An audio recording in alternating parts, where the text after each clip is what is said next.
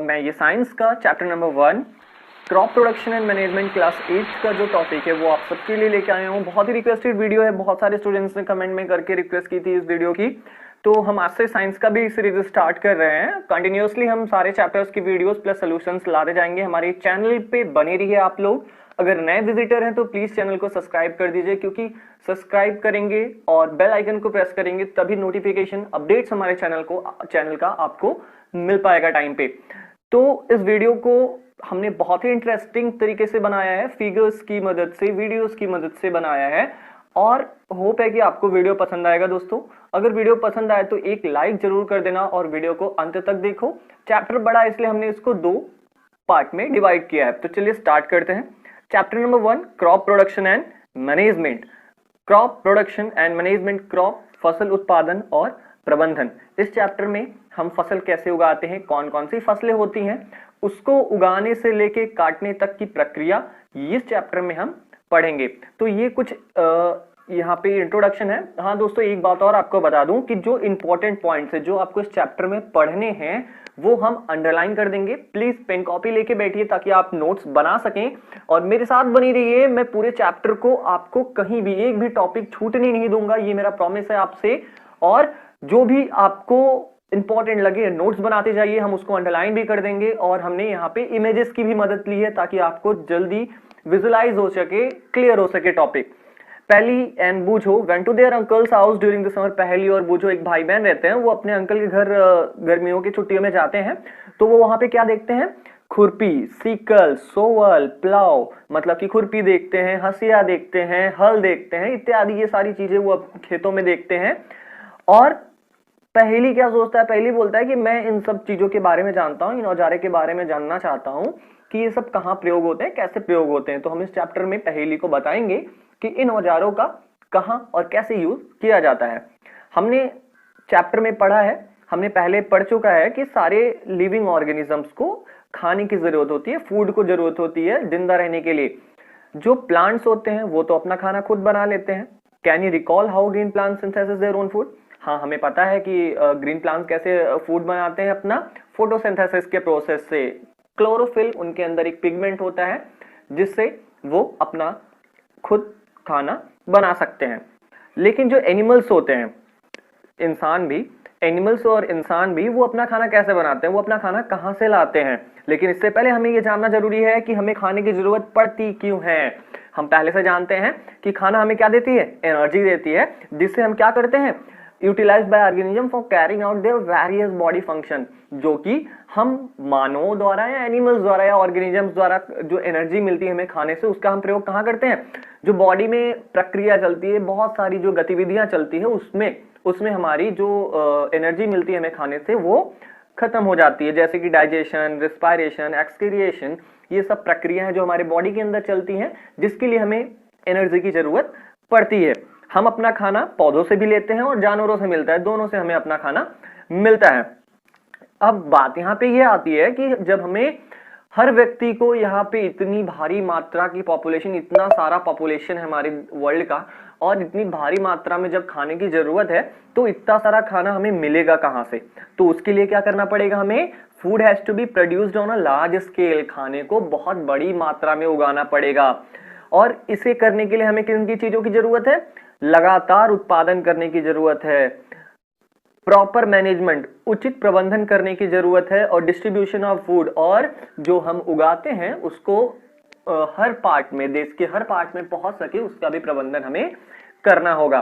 तो ये तो था इंट्रोडक्शन पूरा। और मेन चैप्टर यहां से स्टार्ट होता है एग्रीकल्चर प्रैक्टिसेस, मतलब कि कृषि गतिविधियां। कौन कौन सी गतिविधियां होती हैं क्रॉप को बोने से लेके काटने तक के जो समय होता है, उसमें कौन कौन सी गतिविधियां एक फार्मर, एक किसान करता है, वो सब हम इस चैप्टर में पढ़ेंगे। तो चलिए देखते हैं। लाइन बाय लाइन एक्सप्लेनेशन तो दे रहा हूं मैं आपको और इंपॉर्टेंट पॉइंट भी मैं अंडरलाइन कर दूंगा, तो प्लीज वीडियो को स्किप ना करिए और देखते जाइए। टिल 10,000 BC, 10,000 BC तक लोग क्या करते थे? वो लोग नोमैडिक थे और वो यहां से एक जगह से दूसरे जगह घूमा करते थे खाने के लिए और रहने की खोज में। वो कच्चे फलों को खाते थे, कच्चे सब्जियों को खाते थे, जानवरों का शिकार करते थे। धीरे धीरे वो जानवरों का शिकार करना स्टार्ट कर दिया अपने खाने के लिए, और उसके बाद उन्होंने जमीन पे उन्होंने एक जगह ठहरना, जब एक जगह वो रुकने लगे तो उन्होंने जमीन पे उत्पादन, कृषि चालू कर, कृषि मतलब कि उत्पादन अलग अलग है। और इसी के आधार पर हमारे पास बहुत सारी रिच वेराइटी ऑफ क्रॉप्स हैं, बहुत सारी रिच वेराइटीज ऑफ क्रॉप्स हैं, बहुत ही भारी मात्रा में फसल हैं जो कि भारत के या हमारे देश के अलग अलग हिस्सों में उगाए जाते हैं। इतने भिन्नताओं के बाद भी, डिस्पाइट दिस डाइवर्सिटी, हम क्रॉप्स को, फसलों को मुख्यतः दो भागों में विभाजित करते हैं। पहला हो गया हमारा खरीफ क्रॉप। ये बहुत ही इंपॉर्टेंट पॉइंट है दोस्तों। खरीफ क्रॉप, रबी क्रॉप को अंडरलाइन कर दीजिएगा, इसके डिफिनेशन पूछे ही जाते हैं। तो दो बहुत ही मेन टाइप ऑफ क्रॉप होते हैं, जैसे कि एक हो गया खरीफ क्रॉप। खरीफ क्रॉप क्या होता है? खरीफ क्रॉप हमारे वो क्रॉप होते हैं जो कि रेनी सीजन में उगाए जाते हैं, जो कि बरसात के मौसम में उगाए जाते हैं। बरसात का मौसम हमारे यहाँ जून से सितंबर के बीच में होता है ना, तो जून से सितंबर के बीच में जो भी फसल उगाए जाते हैं वो हम उन्हें खरीफ क्रॉप कहते हैं। जैसे कि धान हो गई, धान की खेती, चावल की खेती, मेज हो गया, सोयाबीन हो गया, ग्राउंड नट हो गया, कपास हो गया, ग्राउंड नट मतलब मूंगफलियां हो गई, ठीक है। तो ये सारी चीजें हमारी खरीफ क्रॉप में आती है। खरीफ क्रॉप बेसिकली आप जान लीजिए जो कि जून से सितंबर के महीने में जिसकी बुआई और कटाई होती हो, वो है खरीफ क्रॉप।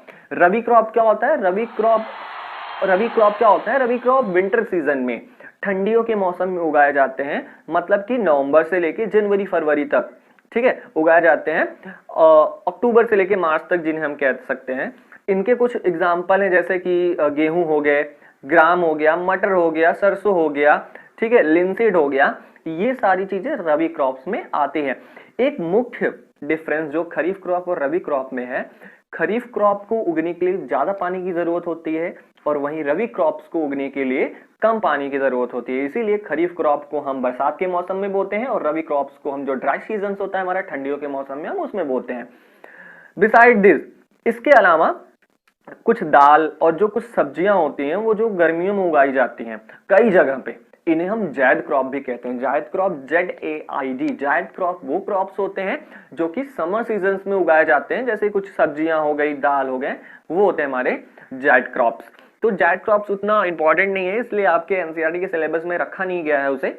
आगे देखते हैं basic practices of crop production. कौन कौन से मुख्य प्रक्रियाएं, गतिविधियां होती हैं जो कि एक किसान फसल उगाने के लिए अपनाता है, कौन कौन सी गतिविधियां वो करता है तब जाके फसल उगता है। हम इस पॉइंट के अंदर उन सारी चीजों को पढ़ेंगे। Cultivation of crops involves several activities undertaken by farmers over a period of time. You may find that these activities are similar to those carried out by a gardener or even by you when you grown ornamental plants in your house. Cultivation of crops, जो एक फसल उगाने के लिए बहुत सारी गतिविधियों से एक किसान को गुजरना पड़ता है।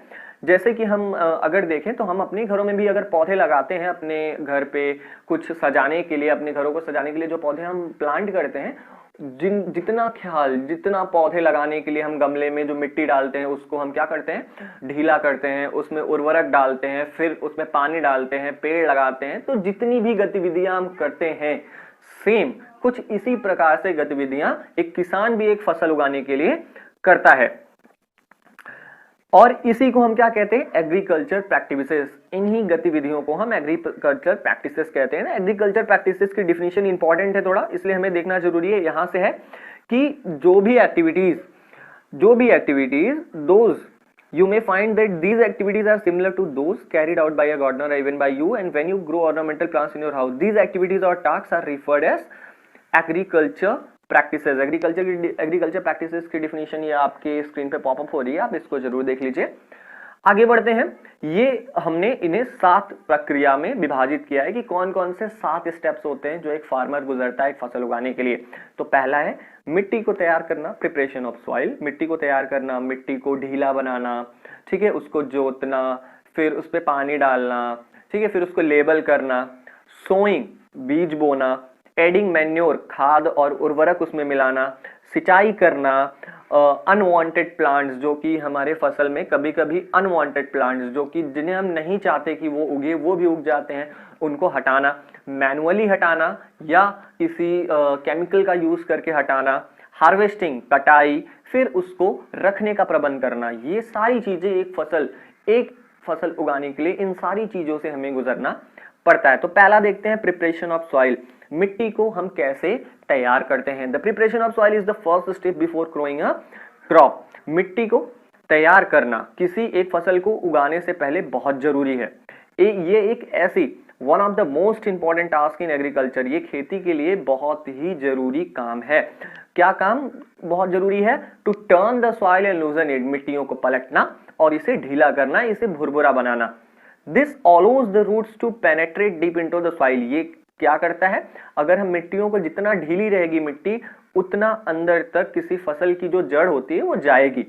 और जो लूज सॉइल, जो ढीली मिट्टी होती है, अलाउज द रूट्स, वो जड़ों को अलाउ करती है, परमिट करती है कि ताकि वो आसानी से ब्रीथ कर सके, सांस ले सके।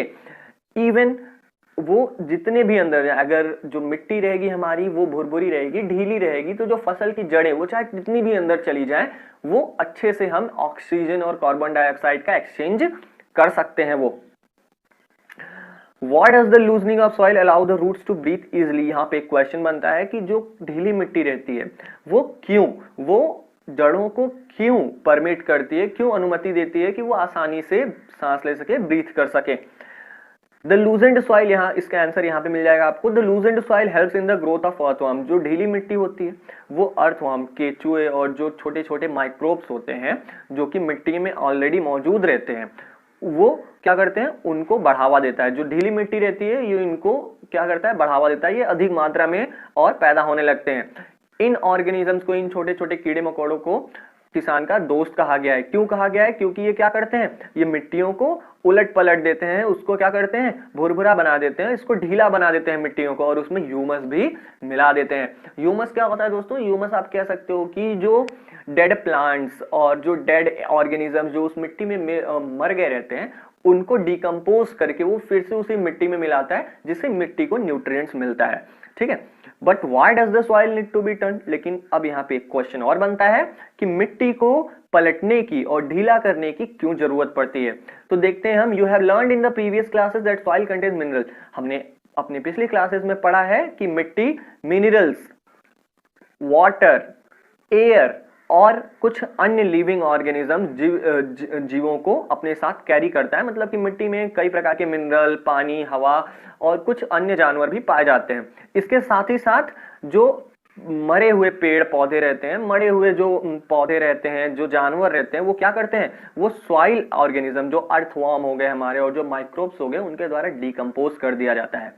इन दिस वे, इस तरीके से various nutrients held in the dead organisms are released back into the soil. इस तरीके से जो वो मरे हुए जानवर जिनके अंदर न्यूट्रिएंट्स रहता है वो फिर से वापस हमारी मिट्टी में आ जाता है, और ये जो न्यूट्रिएंट्स रहते हैं वो प्लांट्स के द्वारा एब्जॉर्ब कर लिए जाते हैं। Since only a few centimetres of the top layer of soil supports plant growth, turning and loosing of soil brings the nutrient rich soil to the top so that plants can use this nutrients. क्योंकि हमें पता है कि केवल जमीन के सतह से कुछ सेंटीमीटर तक ही जो प्लांट होता है, जो पौधा होता है, वो ग्रोथ, पौधे के ग्रोथ के लिए, पौधे के उत्पादन के लिए बहुत जरूरी होता है। केवल कुछ सेंटीमीटर, शुरुआत से सतह से केवल कुछ सेंटीमीटर तक ही पौधे न्यूट्रिएंट्स, वाटर, मिनरल्स लेते हैं। और इसलिए अगर जो उपजाऊ मिट्टी है वो अगर नीचे से ऊपर आती है तो उसमें ज्यादा न्यूट्रिएंट्स रहेंगे और प्लांट अच्छी तरीके से ग्रो कर पाएगा। दस turning and loosening of soil, और इसीलिए मिट्टियों को पलटना और उसे ढीला करना बहुत ही जरूरी है एक फसल उगाने के लिए। और इसी प्रोसेस को, the process of loosening and turning of the soil, और इसी प्रोसेस को, मिट्टियों को पलटने का और ढीला करने के प्रोसेस को हम टीलिंग या प्लॉइंग कहते हैं, जिसे हम हिंदी में जुताई भी कहते हैं। और ये किसके द्वारा किया जाता है? Plug. This is done by using a plough. Plough क्या होता है? हल जिसे हम कहते हैं वो होता है हमारा plough. Plough are made of wood और आयरन। आप देख सकते हैं कि जो प्लॉ होता है वो किसकी मदद से बना होता है? वो या तो लकड़ी से बना होगा या तो लोहे से बना होगा। और अगर मिट्टी बहुत ज्यादा सूखी है, if the soil is very dry, इसे पानी, मतलब जोतने से पहले हम पानी देते हैं ताकि मिट्टी क्या हो जाए? थोड़ी नम हो जाए, थोड़ी क्या हो जाए? थोड़ी, उसको बोलते हैं कि नम हो जाए, जिससे हल आसानी से चल सके। द प्लग्ड फील्ड में है big pieces of soil called cramps. जो जुताई किए हुए खेत होते हैं उसमें आप देखते हैं बड़े बड़े ढेले टाइप के, बड़ी बड़ी मिट्टियों के, मतलब कि पत्थर टाइप के बन जाते हैं, उन्हें हम क्या कहते हैं? क्रम्स। आप फिगर के थ्रू देख लीजिए, ये होते हैं क्रम्स, जो कि जुताई के बाद जो बड़े बड़े मिट्टी के टुकड़े निकलते हैं वो होते हैं क्रम्स। और इन क्रम्स को तोड़ना बहुत जरूरी होता है। तो हम इन्हें तोड़ते कैसे हैं? प्लैंक की मदद से तोड़ते हैं। हम अपने ट्रैक्टर्स में लगा के, या कभी कभी आप देखते होंगे गांव में एक पटरी टाइप का रहता है और पटरी पे लोगों को बैठने के लिए कहा जाता है और वो बैलों से या जानवरों से खिंचाई करवाई जाती है ताकि जो क्रम्स हैं वो टूट जाए, ब्रेक हो जाए। और the field is labelled, field को लेबल किया जाता है किस लिए? जुताई करने के लिए, बुआई करने के लिए, फॉर सोइंग, बुआई करने के लिए, एज वेल एज, और इरिगेशन मतलब सिंचाई करने के लिए भी हम फील्ड को क्या करते हैं? लेबल करते हैं, प्लेन करते हैं। और ये लेबलिंग किससे की जाती है? लेबलर की मदद से की जाती है। लेबलर आप सब जानते होंगे, आपके गांव में, आपके शहरों में ट्रैक्टर से बांध के खेतों को लेवल किया जाता है, वो एक सतह के रूप में कर दिया जाता है, प्लेन कर दिया जाता है। समटाइम्स, कुछ समय तो क्या होता है? Manure is added to the soil. जो खाद होते हैं, खाद क्या होता है आप जानते हैं दोस्तों? हमारी जो नेचुरल फर्टिलाइजर्स होते हैं जिन्हें हम कहते हैं काऊ डंग हो गया, ये सब सारी चीजें मैन्योर में आती है हमारे। तो कभी कभी क्या होता है, जुताई करने के पहले ही हम मैन्योर खेतों में डाल देते हैं ताकि जब जुताई की जाए तो जब मिट्टी पलटे तो अच्छे से मैन्योर उस मिट्टी में मिल जाए और वो पौधों को हमारे उगने में और अच्छा मदद करे। इससे क्या होता है? इससे प्रॉपर मिक्सिंग हो जाती है, मतलब कि जो खाद होते हैं वो मिट्टी से अच्छी तरीके से मिल जाते हैं। और जो बुआई से पहले हम मिट्टियों को पानी भी देते हैं ताकि जो मिट्टी है वो पूरी तरीके से क्या हो जाए? एकदम नम हो जाए, एकदम सॉफ्ट हो जाए। ठीक है, तो होप आपको ये समझ में आया होगा। अगला टॉपिक देखते हैं, एग्रीकल्चर इंप्लीमेंट्स, मतलब कि जुताई और बुआई के लिए कौन कौन सी औजारों की जरूरत पड़ती है वो देख लेते हैं कौन कौन सी है। बिफोर सोइंग द सीड्स, जो बुआई के पहले ये बहुत जरूरी है कि जो सॉइल्स हैं, जो मिट्टी है, उसको दाने के समान, मतलब जितना छोटा हम कर सकते हैं उतना छोटा कर दे ताकि हमें बहुत ज्यादा उत्पादन, फसल का उत्पादन मिले। और ये किया किससे जाता है? ये अलग अलग प्रकार के औजारों की मदद से किया जाता है। इसमें मुख्य औजार कौन कौन से हैं? प्लॉ है, हो है, कल्टीवेटर है। प्लॉ मतलब हल होता है, हो मतलब कुदाल होती है, और कल्टीवेटर आप जानते हैं जो ट्रैक्टरों में बांध के आमतौर पे जो जुताई होती है उसे हम कल्टीवेटर कहते हैं। तो आप देख सकते हैं प्लॉ ये है प्लॉ, ये है हो, और ये है कल्टीवेटर। ठीक है, ये जो दिख रहा है आपको ट्रैक्टर के पीछे लगा है ये है कल्टीवेटर, ये है हो, और ये है आपका हल। इनके बारे में हम एक एक करके पढ़ेंगे, तब हम आपको फिगर से समझाएंगे ये क्या चीजें होती हैं। सबसे पहला आता है plough. This is being used since ancient times for tilling the soil. ये बहुत ही पुराने समय से जुताई के लिए हमारे गांव में यूज किया जाता है। इसका किन किन चीजों के लिए यूज होता है?